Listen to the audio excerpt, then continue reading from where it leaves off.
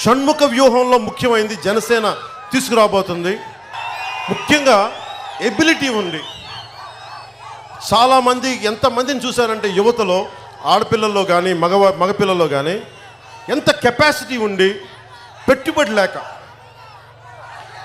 లేక అలాంటి ప్రతి నియోజకవర్గంలో కనీసం 500 మందిని ఎంపిక చేసి 10 మందికి ఉద్యోగాలు ఇవ్వగలిగే పరిశ్రమ కానీ చిన్నపాటి వ్యాపారం కానీ ఏది పెట్టుకున్నా వన్ టైం డబ్బు 10 lakhs 10 లక్షల రూపాయలు కనుక ఆ యువతకి ఇస్తే ప్రతి నియోజకవర్గంలో ఊహించుకుని 500 మంది దోచేసే వాళ్ళ దగ్గర దోపిడీని ఆపి ఆ డబ్బు తిరిగి యువత ఆడపడుచుల దగ్గరికి, ఆడపిల్లల దగ్గరికి, సగటు యువత దగ్గర తీసుకొచ్చి మీకు పెట్టుబడి పెట్టేలాగా బాధ్యత జనసేన తీసుకుంటుంది.